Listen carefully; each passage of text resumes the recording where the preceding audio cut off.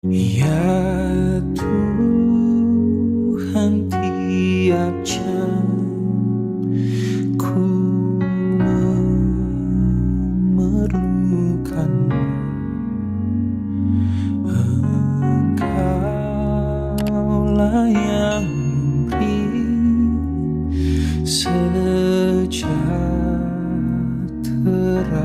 penuh.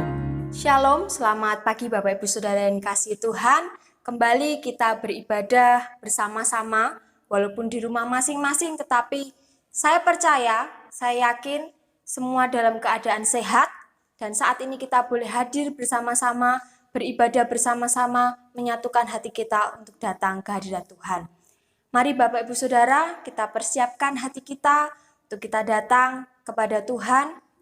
Ada panggilan berbakti yang diambil dari Mazmur 40 ayatnya yang ke-5 sampai yang ke-6. Berbahagialah orang yang menaruh kepercayaannya kepada Tuhan, yang tidak berpaling kepada orang-orang yang angkuh, atau kepada orang-orang yang telah menyimpang kepada kebohongan. Banyaklah yang telah kau lakukan, ya Tuhan Allahku, perbuatanmu yang ajaib dan maksudmu untuk kami. Tidak ada yang dapat disejajarkan dengan engkau.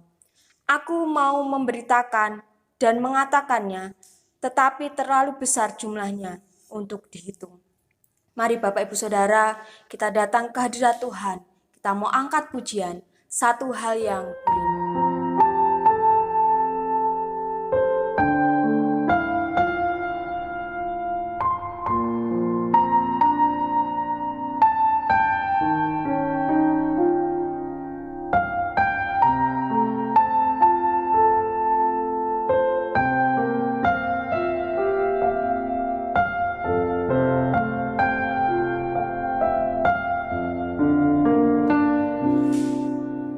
Satu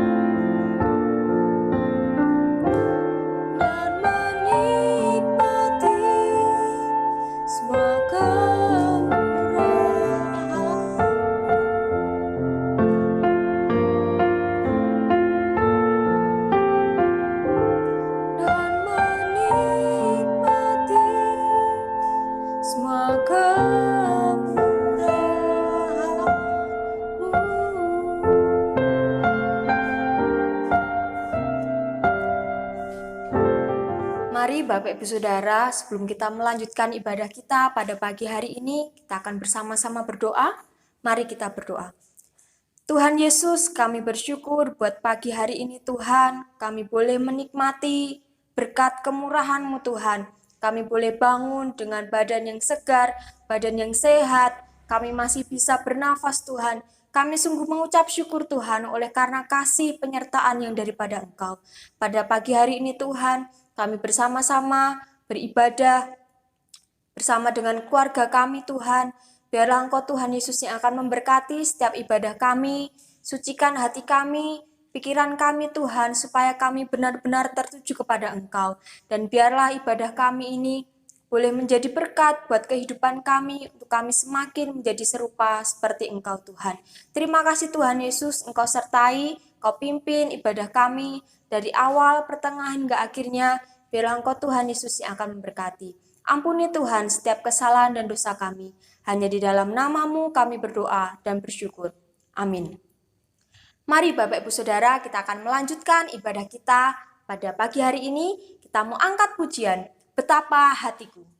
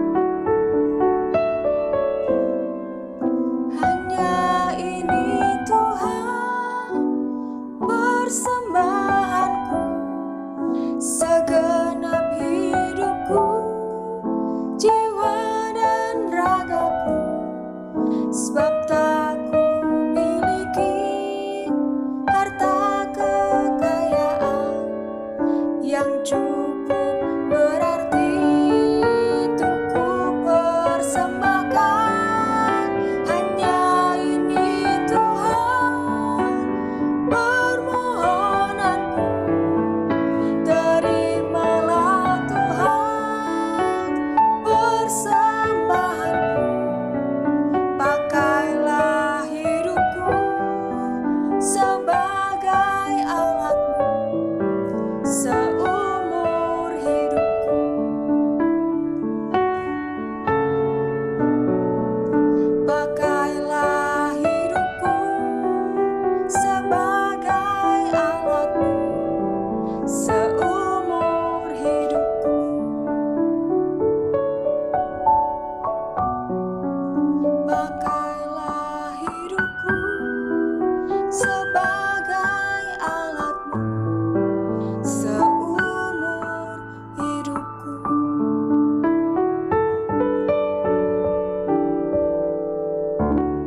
Bapak Ibu Saudara, di tengah-tengah ibadah kita pada pagi hari ini akan ada beberapa pengumuman yang akan saya sampaikan. Yang pertama, untuk sementara ibadah raya hari Minggu akan diadakan secara online melalui via YouTube di rumah masing-masing jam 7 pagi dan dilaksanakan sampai nanti ada pemberitahuan selanjutnya atau sampai PPKM diberhentikan. Kemudian yang kedua, untuk sekolah minggu juga diadakan secara online. Hari ini akan diadakan sekolah minggu melalui live Instagram gereja jam 9 pagi. Nanti saya yang akan bertugas. Silakan anak-anak bisa nanti buka di Instagram gereja jam 9 pagi, kita akan ada live bersama. Kemudian yang ketiga, persekutuan PKMB diadakan hari Sabtu jam 6 sore, sama masih dengan online, tetapi melalui grup Telegram yang sudah dibuat.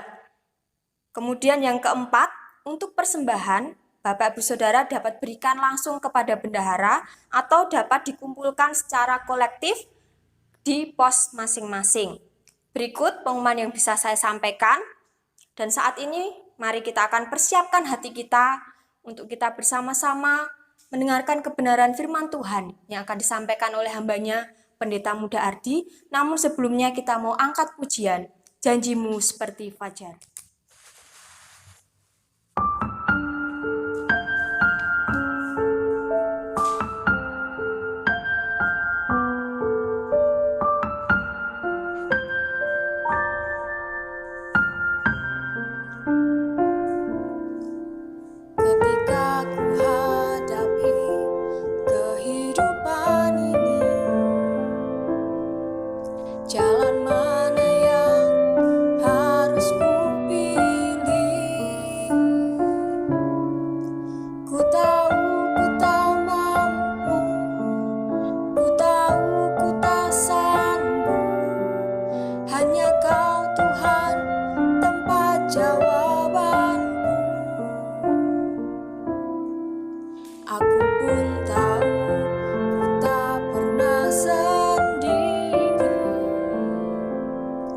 Sebab Engkau Allah yang menggendongku, tanganmu membelaiku, cintamu memuaskanku, kau mengangkatku ke tempat yang tinggi. Janjimu seperti fajar pagi hari, yang tiada pernah terlambat bersinar. Cintamu seperti sungai yang mengalir, dan ku tahu betapa dalam kasih-Mu.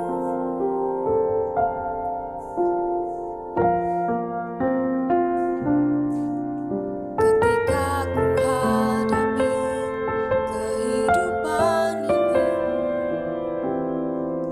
jalan mana yang harus ku pilih? Ku tahu ku tak mampu, ku tahu ku tak sanggup, hanya Kau Tuhan tempat jawabanku. Aku pun tahu ku tak pernah sendiri, sebab Engkau Allah yang menggendongku, tanganmu membelaiku, cintamu memuaskanku, kau mengangkatku ke tempat yang tinggi. Janjimu seperti fajar pagi hari, yang tiada pernah terlambat bersinar. Cintamu seperti sungai yang mengalir,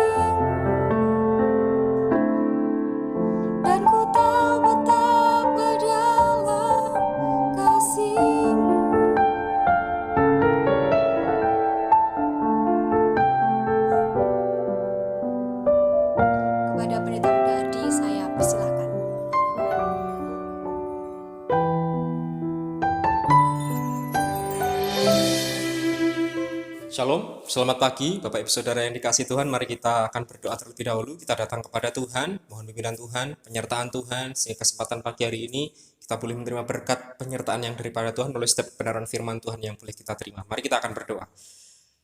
Bapa dalam surga, kembali kami datang kepadamu. Kami datang dengan segenap hati kami, bahwa setiap pujian dan penyembahan kami, setiap persembahan kami, semua dalam tangan kuasa Tuhan. Dan pagi hari ini Tuhan, sebelum kami boleh belajar kembali bersama-sama untuk merenungkan setiap kebenaran firman-Mu, biarlah Engkau kuasai setiap hati kami, pikiran kami, ucapan kami, sehingga setiap kebenaran firman yang boleh kami dengar, setiap kebenaran firman yang boleh kami terima, ini boleh terpatri dalam setiap hati kami, boleh bertumbuh, subur, berbuah lebat melalui setiap kasih yang daripada Tuhan. Sehingga kasih yang daripada Tuhan boleh terus memancar melalui setiap hati kami. Kami boleh menjadi pelaku-pelaku firman-Mu, bukan hanya sekedar menjadi pendengar, tapi kami boleh menjadi kepanjangan tangan Tuhan. Sehingga setiap kebenaran firman-Mu ini boleh menjadi dasar fondasi bagi kami, untuk kami boleh melangkah melalui setiap hari lepas hari dalam kehidupan kami. Kami serahkan pagi hari ini Tuhan, kami siap menyambut berkat-Mu, hanya dalam nama-Mu yang kudus. Haleluya. Amin. Shalom, selamat pagi Bapak Ibu Saudara yang dikasihi Tuhan. Saya yakin dan percaya Bapak Ibu Saudara saat ini kita dalam kondisi yang baik, walaupun di tengah situasi yang tidak baik. Saya yakin dan percaya oleh karena kemurahan Tuhan, oleh karena penyertaan Tuhan, kita masih boleh ada sampai saat ini. Bapak Ibu Saudara yang dikasihi Tuhan, pagi hari dengan situasi yang sedikit berbeda dari minggu-minggu yang sebelumnya, kita harus beribadah di rumah-rumah kembali karena ada PPKM Jawa Bali sampai tanggal 20 nanti.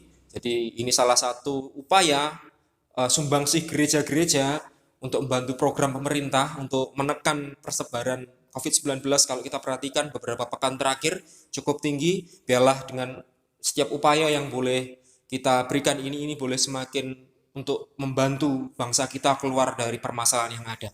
Mari Bapak Ibu Saudara yang dikasihi Tuhan, biarlah walaupun situasi pagi hari ini kita tidak bisa bersama-sama beribadah di gereja, tapi biarlah ini bukan menjadi satu alasan untuk kita tidak datang kepada Tuhan.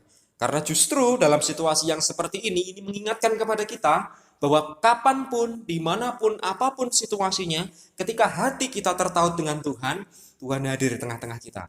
Amin. Kita yakin dan percaya bahwa saat ini pula Tuhan hadir di tengah-tengah kita. Dimanapun kita berada, di rumah-rumah kita, dimanapun kita berada, ketika kita datang menyerahkan hati kita, untuk kita boleh belajar kebenaran firman Tuhan, Tuhan boleh senantiasa menyertai kita. Amin. Bapak Ibu Saudara yang dikasihi Tuhan, mari kita akan buka bagian firman Tuhan kita pagi hari ini. Bagian firman Tuhan kita pagi hari ini diambil dari kitab Roma pasal yang ke-12 ayat yang ke-16. Roma pasal yang ke-12 ayat yang ke-16, kalau sudah ketemu mari kita akan perhatikan bersama-sama. Roma pasal yang ke-12 ayat yang ke-16, demikian bunyi firman Tuhan.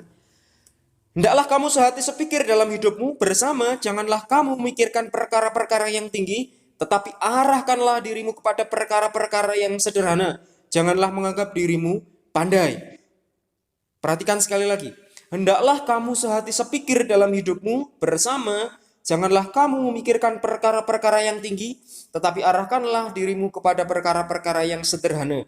Janganlah menganggap dirimu pandai. Bapak Ibu Saudara yang dikasihi Tuhan, beberapa waktu yang lalu kita sudah belajar bersama dalam bagian ayat ini. Saya masih ingat beberapa waktu yang lalu kita sudah belajar tentang ayat ini, Roma 12 ayat 16. Tapi pagi hari ini saya rindu untuk kita boleh kembali, mengupas kembali. Kita boleh mencari apa sih maksud Tuhan melalui setiap kebenaran firman Tuhan pagi hari ini. Kalau kita perhatikan dalam ayat yang ke-16 tadi dikatakan, hendaklah kamu sehati sepikir dalam hidupmu bersama. Janganlah kamu memikirkan perkara-perkara yang tinggi, tetapi arahkanlah dirimu kepada perkara-perkara yang sederhana. Janganlah menganggap dirimu pandai. Bapak Ibu Saudara yang dikasihi Tuhan, bagian dari surat Roma yang ditulis oleh Rasul Paulus ini tidak hanya berbicara tentang keselamatan yang diperoleh secara cuma-cuma saja, oleh karena kasih karunia yang daripada Tuhan melalui iman percaya kepada Yesus Kristus saja, enggak. Tetapi juga berbicara tentang bagaimana mengerjakan dan menerapkan prinsip-prinsip dan nilai-nilai kehidupan yang sudah diubahkan dalam Kristus tersebut. Artinya bagian firman Tuhan ini tidak hanya berbicara tentang keselamatan yang diterima secara cuma-cuma ketika kita sudah menyerahkan diri kita kepada Tuhan, ketika kita sudah percaya kepada Tuhan, karena iman percaya kita, bukan hanya itu saja, tetapi juga berbicara tentang bagaimana mengerjakan keselamatan itu. Makanya ketika kita sering sekali belajar bahwa keselamatan itu bukan hanya kita terima begitu saja, terus sudah wis bebas seperti itu, enggak. Kita harus mengerjakan keselamatan itu. Kita harus menjaga keselamatan yang Tuhan percayakan dalam kehidupan kita. Bapak Ibu Saudara, semakin besar kepercayaan yang Tuhan beri, artinya apa? Semakin besar tanggung jawab yang harus kita emban. Saya sering sampaikan ini berulang-ulang kali dalam ibadah minggu, dalam bagian-bagian firman Tuhan yang lain, bahwa semakin besar kepercayaan yang boleh kita terima, artinya bukan hanya berbicara berkat, bukan hanya berbicara tetek bengek yang lain-lain, tetapi ketika kita berbicara kepercayaan yang semakin besar, artinya tanggung jawabnya pun juga besar.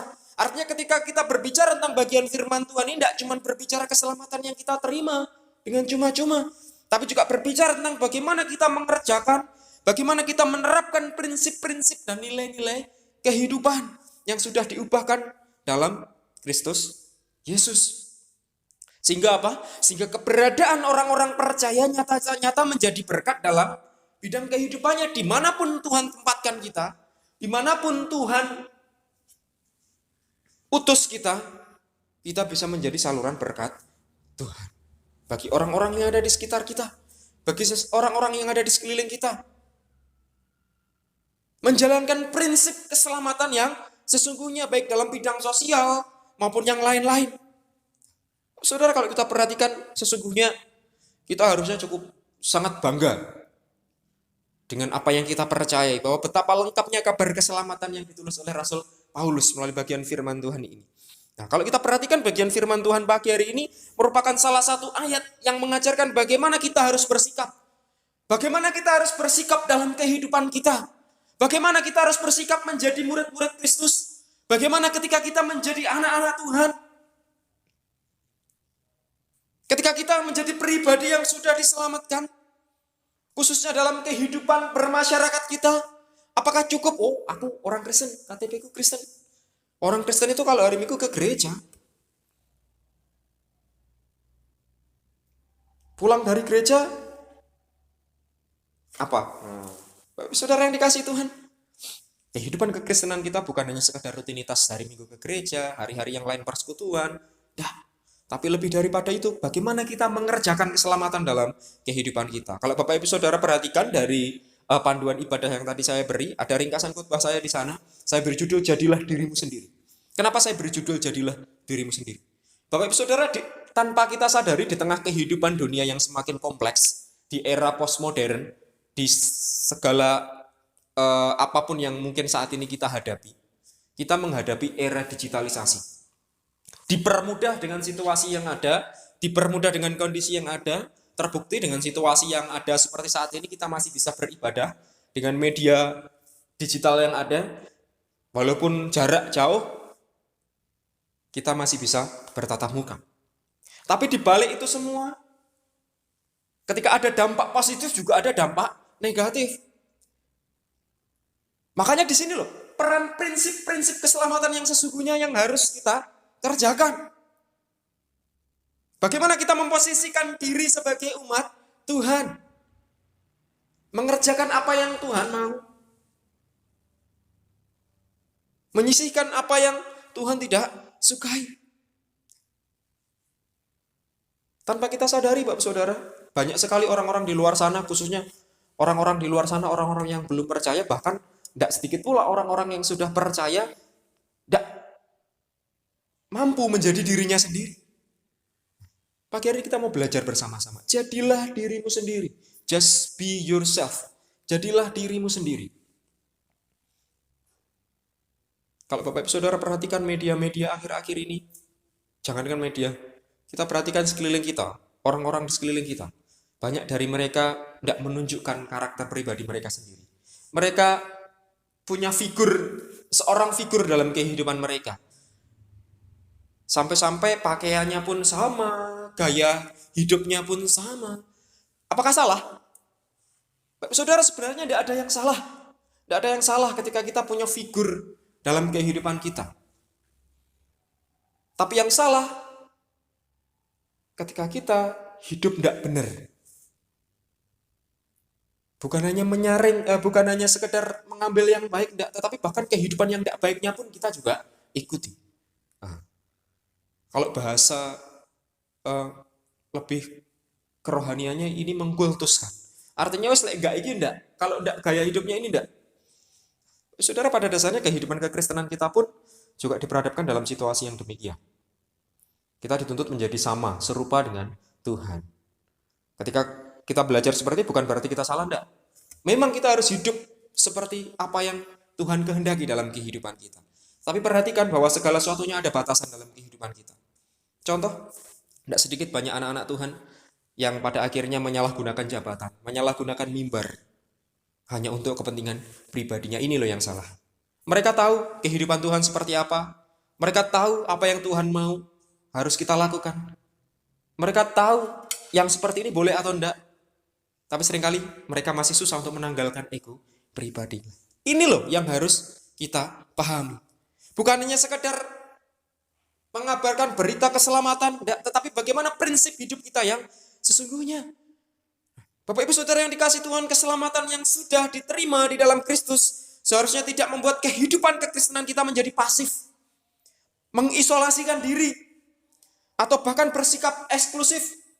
Hati-hati Bapak Ibu Saudara ketika ada orang-orang Kristen yang mengeksklusifkan diri. Kekristenan itu tidak eksklusif. Kekristenan itu bukan eksklusif. Bapak Ibu Saudara tahu eksklusif? Eksklusif itu khusus, artinya mengkhususkan diri. Kekristenan itu kasih. Mengasihi sesama. Mengasihi musuh kita. Mengamalkan hukum kasih yang daripada Tuhan. Bagaimana kehidupan kita boleh berjalan di dalam ketetapan-ketetapan Tuhan. Makanya artinya ketika ada orang-orang Kristen yang mengatakan bahwa kekristenan itu eksklusif, mereka mengeksklusifkan diri, hanya bergaul dengan orang-orang yang cocok dengan dirinya sendiri, yang seide dengan dia, saya katakan mereka belum menjadi murid Tuhan yang sesungguhnya. Tuhan mau kehidupan kekristenan kita itu tidak pasif, tidak mengisolasi diri, tidak mengkhususkan diri, mengeksklusifkan diri, tidak. Sebaliknya Tuhan mau kita bisa berbaur di tengah-tengah kehidupan, bermasyarakat dengan segala keragaman tingkat sosialnya. Bapak Ibu Saudara, kita bersyukur tinggal di bangsa Indonesia walaupun dengan segala kesemrawutannya. Kenapa saya katakan kesemrawutannya? Bapak Ibu Saudara perhatikan di luar sana, di tengah situasi yang ada, justru banyak orang saling menyalahkan satu dengan yang lainnya. Saling memojokkan satu etnis dengan etnis yang lainnya. Bapak Saudara, Indonesia dengan beraneka ragam budaya yang ada, seharusnya ini menjadi satu hal yang baik. Untuk kita boleh belajar memahami satu dengan yang lain. Tapi tidak sedikit orang menganggap perbedaan ini menjadi batasan-batasan dalam diri mereka. Nah, ini yang salah. Tuhan mengajarkan kepada kita, khususnya setiap orang-orang percaya, bahwa kita harus berbaur dengan apa yang ada di sekeliling kita. Sehingga mereka pun juga boleh merasakan kasih yang sama yang boleh kita rasakan. Ketika kita menerima berita keselamatan, bukan hanya keselamatan itu kita pegang secara pribadi, enggak. Tapi mari kita buka tangan kita, hidup dalam prinsip-prinsip hidup yang sesungguhnya. Bapak Saudara, melalui pesan Tuhan dalam ibadah kita pagi hari ini, kita harus terus diingatkan untuk tampil sebagai pribadi-pribadi yang memancarkan keaslian kita, orisinalitas kita. Sebagaimana layaknya anak-anak Tuhan yang sejati. Ketika kita melayani Tuhan, berarti hidup kita hanya untuk Tuhan saja. Bukan aku mau melayani Tuhan supaya ini, supaya itu, enggak. Saudara, Tuhan melihat hati kita. Tuhan melihat keberadaan hati kita.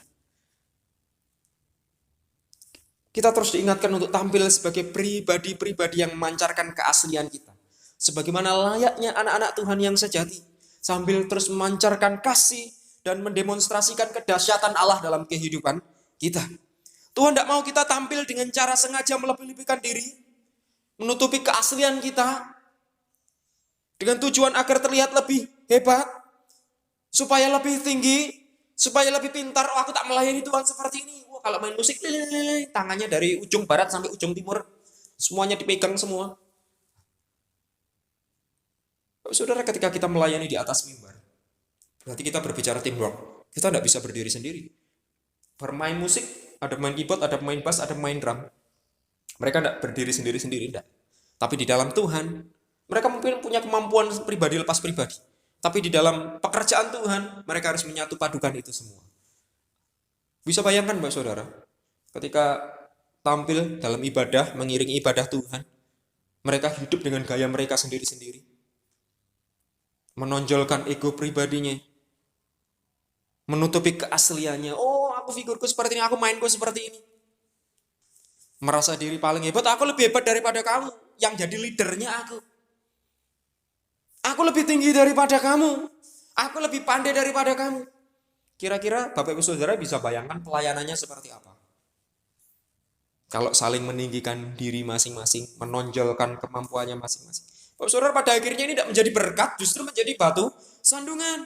Tuhan ingin kita menunjukkan keberadaan diri kita. Ketulusan hati kita. Menjadi diri kita sendiri, bukan menjadi pribadi yang lain. Bukan menjadi orang lain. Tapi menjadi diri kita sendiri ketika kita datang kepada Tuhan. Bapak Saudara, Tuhan lebih menyukai kekristenan sejati. Kekristenan yang asli. Apa adanya. Dibandingkan dengan hidup kekristenan yang diwarnai kepalsuan dan kemunafikan. Melayani Tuhan, tapi ada tendensi di balik situ semua. Untuk ini, untuk itu, supaya ini, supaya itu. Saudara, Tuhan mau kita hidup dalam kesungguhan hati kita. Dengan keaslian kita. Saudara, Mahatma Gandhi, seorang tokoh dari India, pernah mengatakan bahwa mungkin dia sudah menjadi pemeluk agama Kristen sekiranya pernah bertemu dengan seorang Kristen yang sejati. Dia pernah mengatakan demikian, mungkin saja waktu itu aku sudah menjadi orang Kristen, kalau saja aku bertemu dengan pemeluk Kristen yang sejati. Artinya apa Bapak Saudara? Bukan mendiskreditkan orang Kristen, enggak. Bukan memojokkan orang Kristen, enggak. Apa makna di balik kata Mahatma Gandhi ini? Artinya apa? Betapa sulitnya menemukan orang Kristen yang sejati, yang hidupnya berdampak bagi kehidupan orang banyak. Sudahkah hidup kita berdampak bagi orang banyak? Bapak Saudara, Tuhan mau kita menjadi garam dan terang dunia. Artinya memberi terang, menyinari, memberi rasa bagi orang-orang yang ada di sekitar kita. Sehingga melalui visi generasi terang ini, kiranya Tuhan mendapati lebih banyak lagi pribadi-pribadi Kristen yang sejati. Orang-orang yang benar-benar menyerahkan hatinya kepada Tuhan. Menyerahkan hidupnya kepada Tuhan tanpa embel-embel di belakangnya. Menjadi dirinya sendiri ketika datang kepada Tuhan. Tanpa ada tendensi di balik itu semua. Saudara, pagi hari kita mau belajar bersama-sama melalui bagian firman Tuhan ini. Apakah yang dimaksud dengan kekristenan yang sejati itu? Ketika kita berbicara kekristenan yang sejati, orisinalitas, kira-kira apa yang dimaksud dengan kekristenan yang sejati? Bapak Ibu Saudara yang dikasihi Tuhan, yang pertama mari kita akan perhatikan, kita akan buka dari Efesus pasal yang kedua ayat yang ke-10. Kitab Efesus pasal yang kedua ayat yang ke-10.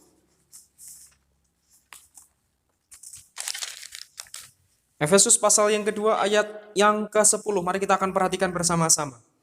Demikian bunyi firman Tuhan.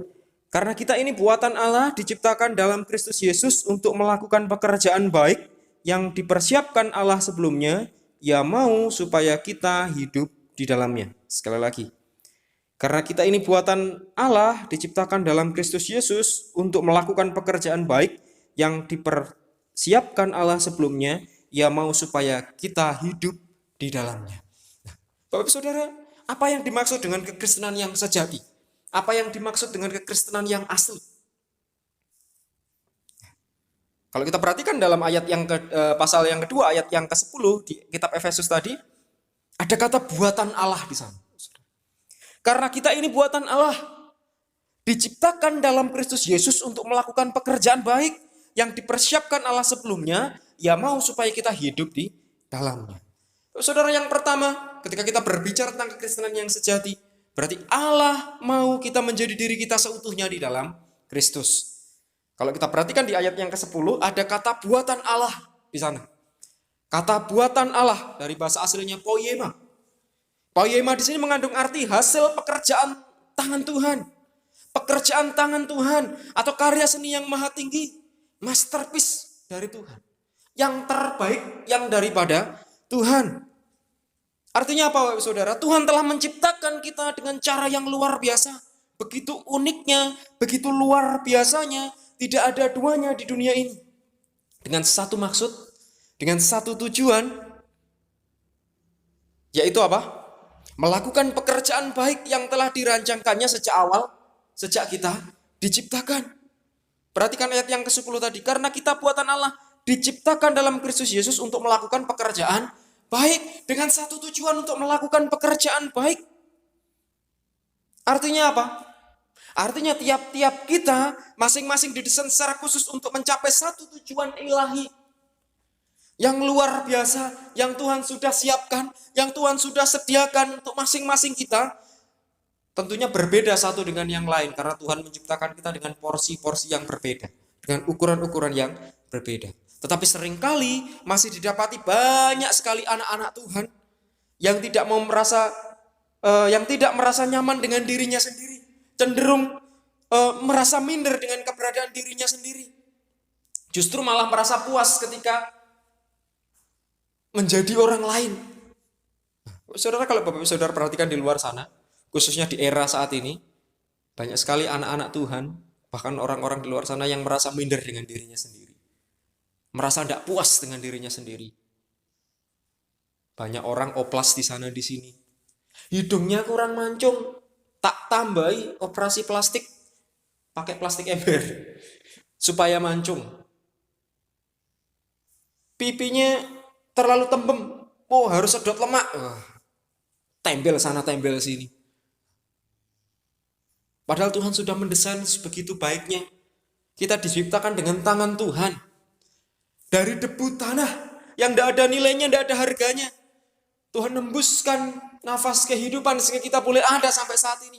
Tapi realitanya, hari-hari ini kita temui di luar sana masih banyak orang yang tidak puas dengan keberadaan dirinya sendiri. Matanya terlalu sipit, kurang belok. Hidungnya terlalu bulat, kurang lancip.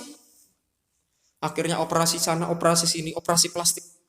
Karena apa? Merasa dirinya kurang puas, merasa minder dengan dirinya sendiri. Bahkan seringkali menuntut pengakuan diri dari lingkungan melalui penghargaan atau pujian dari orang lain.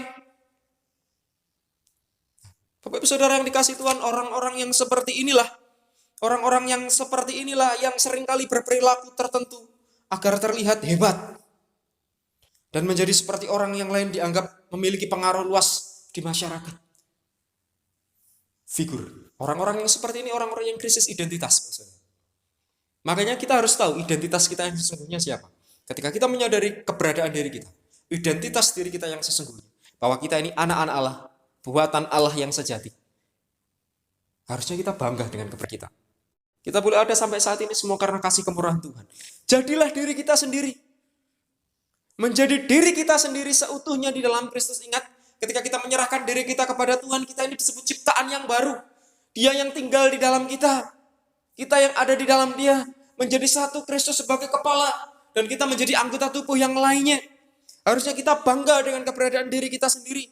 Tidak menjadi minder dengan keberadaan diri kita sendiri. Dan akhirnya menjadi pribadi yang figuratif. Aku punya figur yang seperti itu. Aku harus menjadi seperti dia. Bahkan menjadi dia. Bapak Saudara, tidak salah sebenarnya ketika kita punya figur. Figurku ini. Figurku orang ini. Tapi yang salah ketika kita hidup. Menghidupi kehidupan. Tanpa memfilter segala sesuatu yang masuk dalam kehidupan kita. Memiliki figur itu bagus. Lebih-lebih lagi ketika dia memancarkan aura positif dalam kehidupan kita. Mengambil hal yang positif dari seorang figur kita itu bagus. Tapi yang salah ketika kita hidup tidak mau tahu dengan keberadaan kita.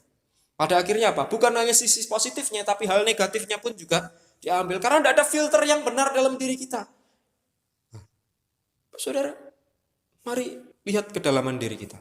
Kita ingat kembali siapa diri kita. Kita boleh ada sampai saat ini semua karena kasih dan kemurahan Tuhan. Menjadi diri kita seutuhnya di dalam Kristus. Ingat bagian firman Tuhan tadi dalam ayat yang ke-10 dikatakan karena apa? Karena kita ini buatan Allah, diciptakan dalam Kristus Yesus untuk melakukan pekerjaan yang baik. Artinya ketika kita boleh ada sampai saat ini, ada satu maksudnya Tuhan, ada satu tujuannya Tuhan, yaitu apa? Melakukan pekerjaan baik. Dipersiapkan Allah sebelumnya. Ia mau supaya kita hidup di dalamnya. Hidup di dalamnya siapa? Di dalam Kristus.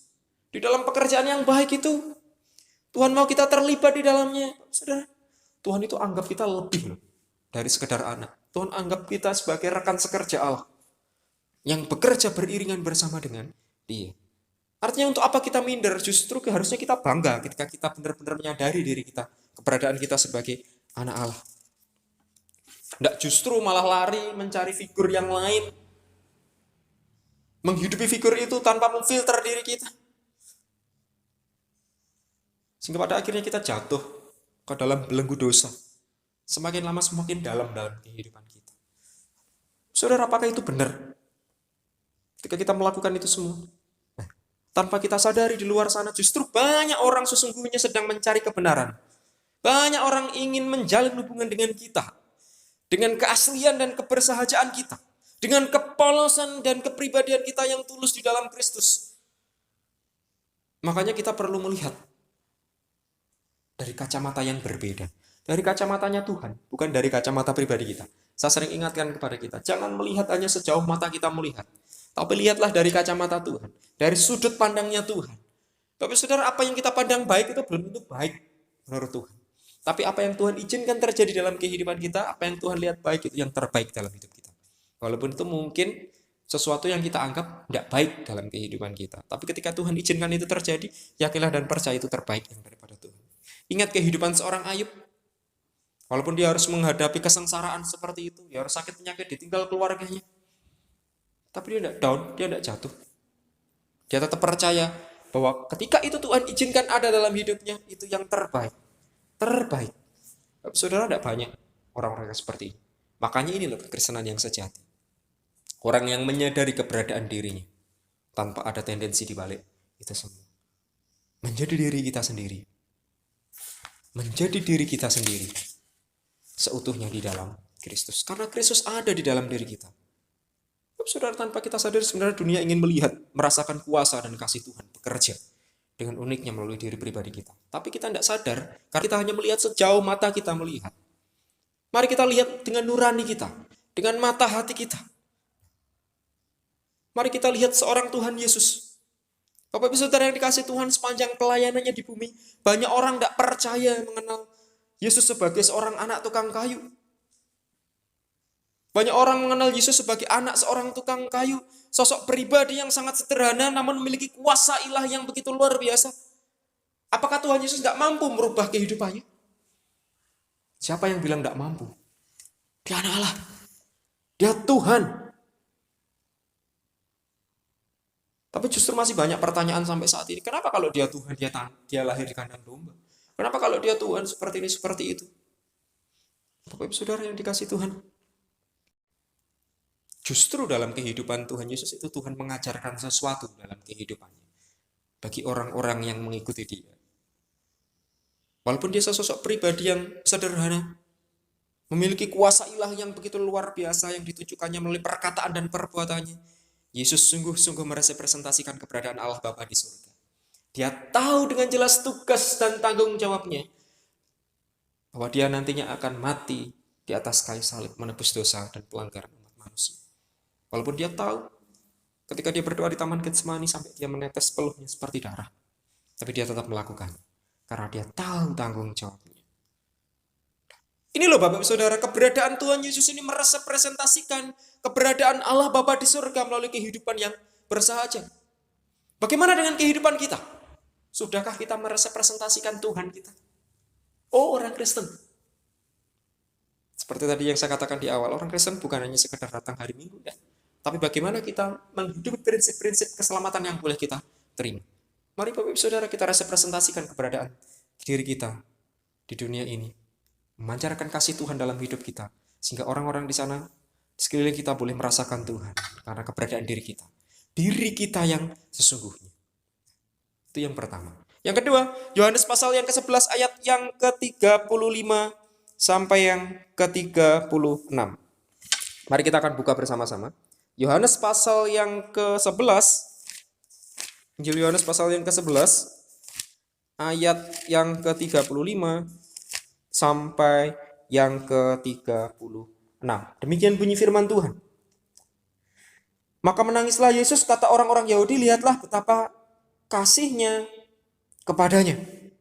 Maka menangislah Yesus, kata orang-orang Yahudi, lihatlah betapa kasihnya kepadanya. Tapi saudara, kalau yang pertama tadi, yang dimaksud kekristenan sejati adalah ketika seseorang mampu menjadi dirinya sendiri seutuhnya di dalam Kristus, karena menyadari bahwa Kristus ada di dalam dirinya. Yang kedua, apa yang dimaksud dengan kekristenan sejati? Kekristenan sejati adalah orang yang tidak hidup dalam kepura-puraan. Orang yang hidupnya tidak hidup di dalam kepura-puraan. Apa yang ada di dalam terlihat nyata, di luar apa adanya. Artinya apa yang disampaikan sesuai dengan tindakannya.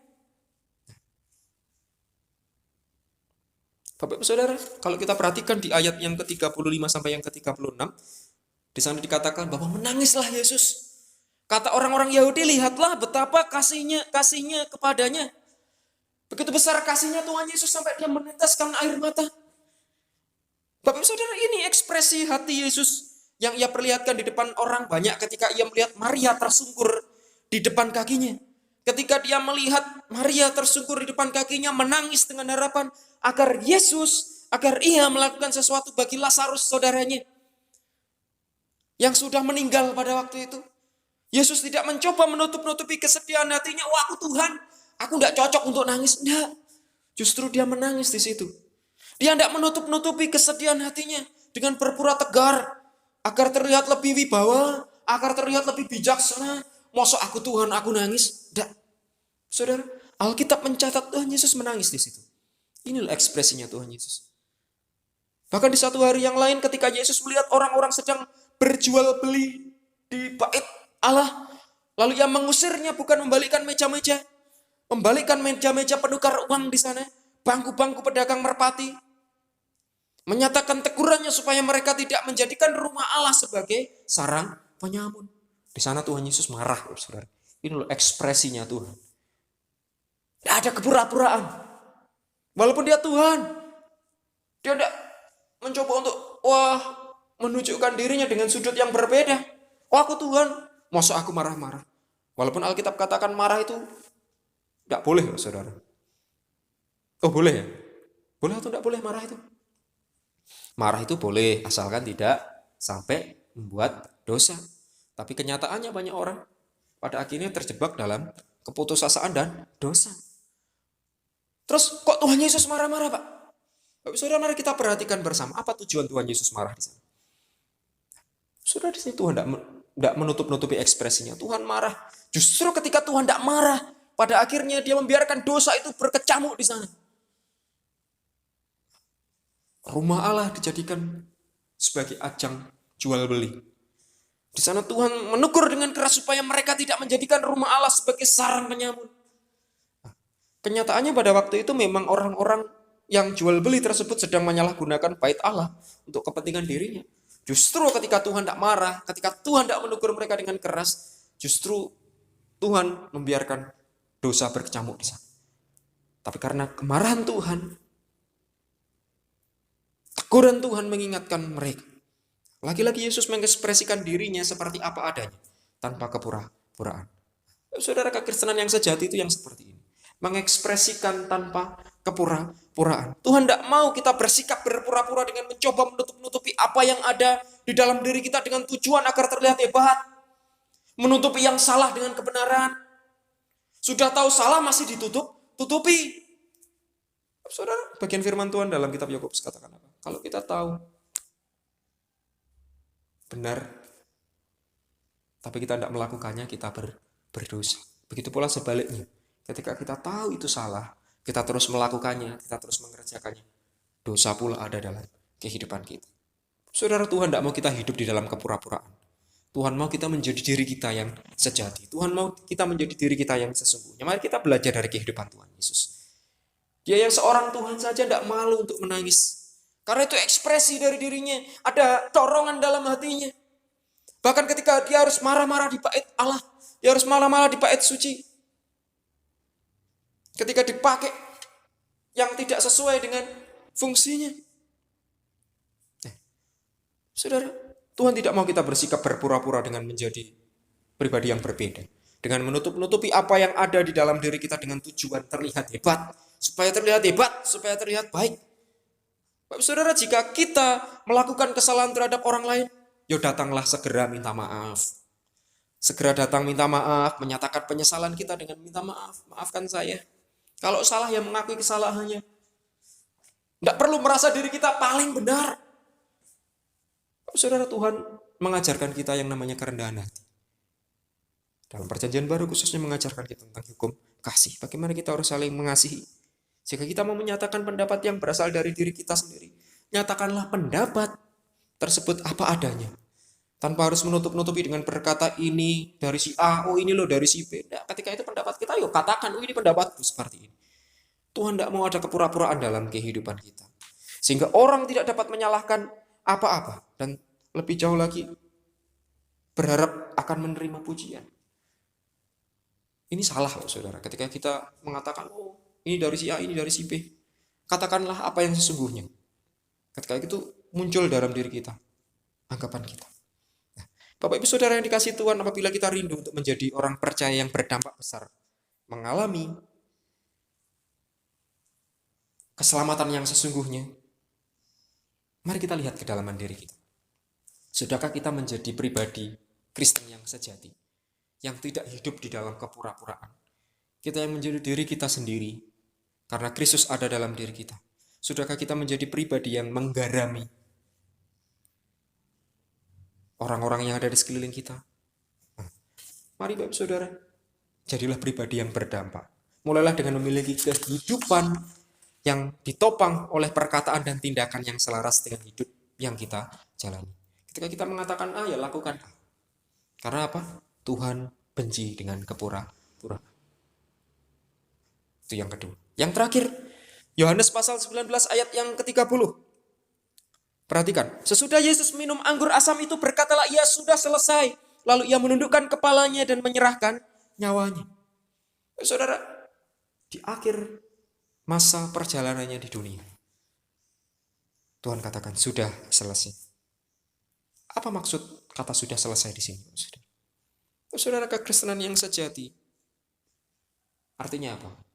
Bukan hanya sekedar hidup menjadi diri sendiri karena Kristus ada dalam diri kita, bukan hanya sekedar tanpa kepura-puraan, tapi hidup dalam kekristenan yang sejati adalah ketika kita hidup memiliki visi ilahi yang jelas dan menjalaninya dengan penuh tanggung jawab. Kata sudah selesai tetelestai yang disampaikan oleh Tuhan Yesus di akhir masa perjalanan hidupnya di dunia punya tujuan. Artinya adalah bahwa tanggung jawabnya di dunia sudah selesai. Saudara, sejak semula Yesus sudah menangkap tujuan keberadaannya di bumi. Yaitu melaksanakan dengan menyelesaikan seluruh kehendak Bapa di surga. Dengan mati di atas kayu salib untuk menebus dosa seluruh umat manusia. Ini loh tujuan keberadaan Tuhan Yesus di dunia. Dan ia selesaikan itu semua dengan penuh tanggung jawab. Seberapapun mahalnya harga yang harus ia bayar. Ada harga yang harus dibayar. Bapak Saudara yang dikasihi Tuhan, hari-hari ini masih banyak ditemukan orang-orang percaya yang menjalankan kehidupan dan pelayanannya tanpa visi dan tujuan yang jelas dari Tuhan. Umat Tuhan masih banyak yang hidup bukan menjadi orang-orang Kristen yang sejati. Kekristenan hanya sebatas formalitas. Oh seperti ini, seperti itu. Tanpa memiliki visi yang jelas. Bapak Saudara, kita perlu mendengar suara Tuhan. Kita perlu mencari visi Tuhan. Sehingga kita mengerti dan menjalani itu semua. Nah, Bapak Ibu Saudara yang dikasihi Tuhan, mari kita membangun persekutuan dengan Tuhan. Supaya kita mengerti rancangan-rancangan Tuhan dalam diri kita. Supaya kita mampu menangkap visi dan tujuan Tuhan dalam kehidupan kita. Kemudian menjalaninya dengan penuh tanggung jawab. Makanya di awal tadi dikatakan bahwa ini bukan hanya perkara tentang keselamatan yang diterima dengan cuma-cuma karena iman percaya kita, enggak. Tapi berbicara tentang prinsip-prinsip yang harus kita kerjakan di dalam keselamatan itu. Sama seperti apa yang dikatakan Tuhan Yesus, sudah selesai. Artinya berbicara tanggung jawab. Seperti yang saya katakan di awal tadi. Semakin besar kepercayaan, semakin besar tanggung jawab. Pertanyaannya, sudah sadarkah kita tentang tanggung jawab kita kepada Tuhan? Saudara, mungkin kita pernah mendengar atau mendengar berita beberapa tahun yang lalu ketika terjadi penyerangan teroris di Amerika, ketika pesawat teroris nabrak World Trade Center. Waktu itu banyak puluhan ratusan orang tewas di sana. Ada berita yang mengabarkan bahwa ada sekelompok pemadam kebakaran yang membantu menyelamatkan di sana, bahkan sampai bertaruh nyawa. Saudara, dari sini kita dapat belajar satu dari sikap mereka, yaitu apa? Menjadi orang yang mau berdiri dan bertanggung jawab atas tugas yang dipercayakan kepada mereka. Meskipun harga yang harus dibayar sangat mahal, nyawa mereka. Saudara, hari-hari ini Tuhan mau gerejanya tetap mau berdiri di atas visi yang Tuhan percayakan bagi mereka dan menghidupinya dengan penuh integritas dan keberanian. Tanggung jawab, integritas itu yang harus kita emban dalam diri kita. Nah, Bapak Ibu Saudara yang dikasihi Tuhan, pagi ini kita kembali diajar tentang makna menjadi diri kita sendiri apa adanya. Ketika kita datang kepada Tuhan, jadilah diri kita sendiri. Ketika kita melayani Tuhan, jadilah diri kita sendiri. Mengucap syukurlah dengan keberadaan kita. Yaitu menjadi umat Tuhan yang sejati, menjadi umat Tuhan yang otentik, yaitu orang percaya yang menjalani kehidupan yang dapat dibaca.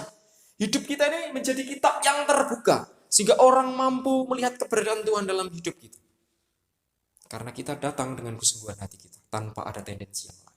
Bapak Saudara yang dikasihi Tuhan, mari oleh bagian firman yang singkat ini boleh mengingatkan kepada kita. Walaupun di tengah segala situasi yang ada, jangan sampai ini membuat kita lari daripada Tuhan, sehingga kita meninggalkan keberadaan diri kita dan menjadi pribadi yang lain. Karena hanya untuk kepentingan diri sendiri, tapi jadilah diri kita sendiri. Layanilah Tuhan dengan kesungguhan hati.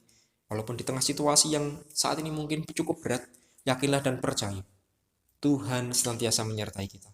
Tuhan senantiasa membimbing setiap langkah kita. Hidup itu, pegang terus janji Tuhan, sampai nanti Tuhan datang yang kedua kali, kita sudah siap.